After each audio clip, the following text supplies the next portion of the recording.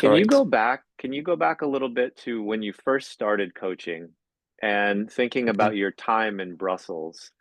Mhm. How did you evolve and or develop your coaching philosophy and style?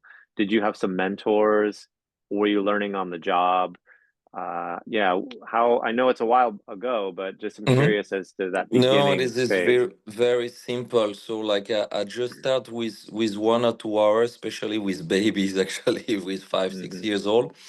And Hmm. then you know the things of Belgium. If you don't have certification and diploma from your federation in Belgium, it is kind of Hmm. hard to improve yourself. So very quick, Hmm. I have to study how to coach, and so I Hmm. have to have my diploma from the Belgium Federation. And then yeah, I get very lucky. I think our system in Belgium is amazing. So I have a very good knowledge about techniques and tactiques and methodology on the court. And then Hmm. yeah, I'm like that. That's how it starts. So I start to learn my level one in Belgium. Also, we have a certification for baby tennis, Hmm. and I start to do all those certification. I thought was very important for me to have a good structure and good understanding and good knowledge how to coach, because it's not because you know how to play tennis that you know how to coach a baby of 6 years old. Hmm. Actually, it is very interesting and very good to learn with baby, in my opinion, Hmm. because you get to have a certain method and a certain organization to teach those kids. So that's why I start to learn and study with the Belgium national team. Yeah. Sounds like a really good system in Belgium.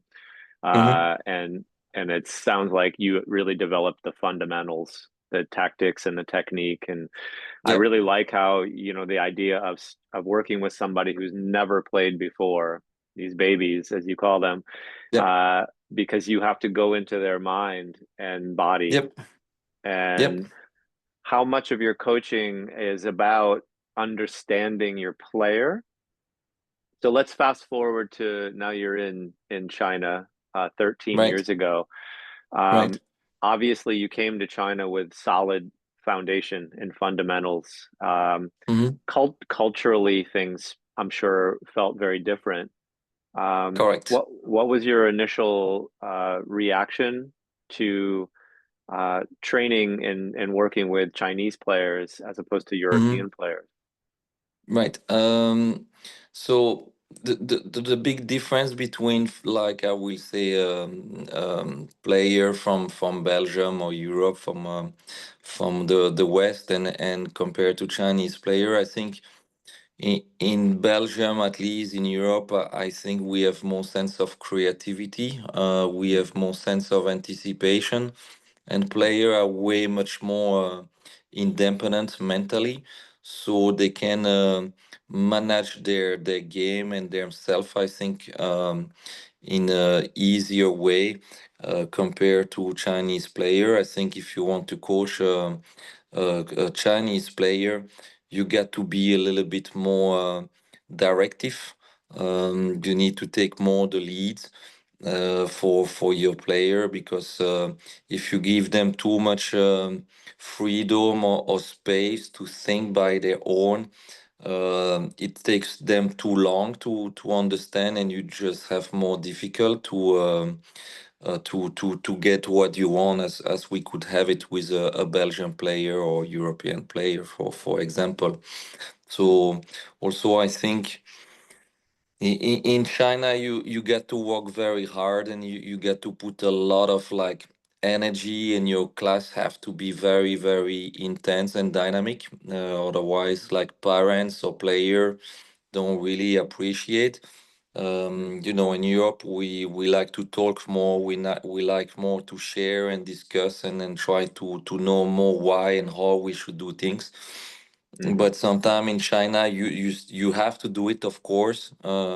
But I think the intensity of the practice have to be very high, because you have to create those repetitions and muscles memories, and then to help them to understand things a little bit faster. Yeah. Mm, that's interesting. That's interesting.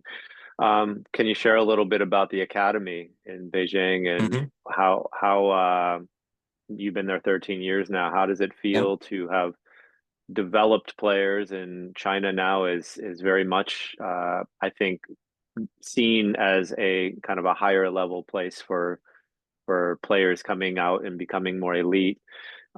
What's it look like inside your academy and yeah, share a little bit about what your professional experience is there. Okay, so like I mean, like to explain you what we do. So 5 years ago, we started in the Hmm. same way as I start my career as a coach. So mostly focus on babies, amateur, and mini tennis. I think this is the core for every tennis school to generate a little bit profits and have solid foundation. Hmm. And so we do different type of program for amateur and kids, and then after that we start to grow up a little bit, and then we start to be a little bit more focused on local competitions only for kids who compete in Beijing, and just try to help them to compete better. And Hmm. just a year ago, we opened a professional tennis program in Beijing with our school, and then yeah, we are more focused on international Chinese player. We say those who do the tour on WTA or ATP or ITF juniors or even some tennis Europe, and we Hmm. try to help the best as we can. So my goal as the owner of this academy is just try to be the first academy in Beijing to make the bridge between the West and Chinese market or Chinese tennis, I will say. I Hmm. want to bring our knowledge, our experience about tennis here in China, and at the same time, I want to try to show to the West a different side of China, because China have beautiful things here, beautiful facilities, very nice culture.